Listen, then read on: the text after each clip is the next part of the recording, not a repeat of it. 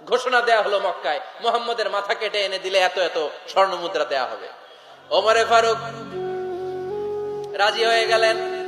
নাঙ্গা তলোয়ার নিয়ে বিশ্বনবীর মাথা কাটার জন্য ছুটলেন।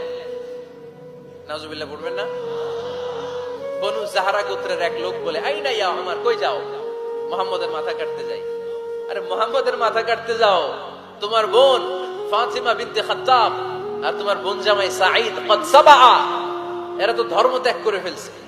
এটা তো আমাদের ধর্ম ত্যাগ করে মুহাম্মদের ফলোয়ার হয়ে গেছে। আগে ওমর ঘর সামলাও, পরে মুহাম্মদের মাথা কাটতেছে। ওমরে ফারুক অবাক হয়ে গেলেন। তলোয়ার নিয়ে বিশ্বনবীর দিকে না যে নিজের বাড়ির দিকে চলে গেলেন। বিশ্বনবীর আপন বোন ফাতিমা বিনতে খাত্তাব, বোন জামাই সাঈদ আর খাব্বাব রাদিয়াল্লাহু তাআলা আনহু তিনজন মিলে সূরা তাহা তেলাওয়াত করছিলেন। পড়েন সুবহানাল্লাহ। মক্কায় লুকিয়ে লুকিয়ে দাওয়াত হতো।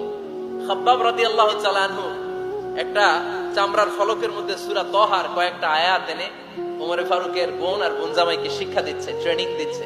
সুবহানাল্লাহ পড়েন। লুকিয়ে লুকিয়ে ওমরে ফারুক যখন ঘরে চলে আসলেন, এরা তটস্থ হয়ে গেল। সাইয়েদনা খাব্বাব বিছানার তলায় লুকিয়ে গেলেন। ওমরে ফারুক বললেন, দরজা খোলো। ফাতিমা বিনতে খাত্তাব দরজা খোলার পরে নির্মম ভাবে সাইয়েদনা ওমর রাদিয়াল্লাহু তাআলা আনহু বোনের গায়ে আঘাত শুরু করে দিল। বোন জামাইকে আহত করতে শুরু করলো আর বলতে শুরু করলো, তোরা পাগল হলি কেন? কি আছে ওই মুহাম্মাদের মধ্যে? কি জাদু নিয়ে সে এসেছে? সে যাই বলে লোকজন পাগল হয়ে যায়, সবাই তার উপর কালিমা পড়ে ঈমান এনে ফেলে। কি এমন জিনিস তোদের কাছে আছে যেটা দেখে মুহাম্মদকে তোরা ভালোবাসলি? কি আছে?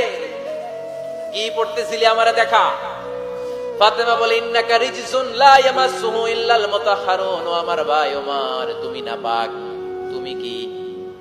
লা ইয়ামাসসুহু ইল্লাল মুতাহহারুন, পবিত্রতা অর্জন না করে এই কোরআন ধরা যায় না। সুবহানাল্লাহ পড়েন।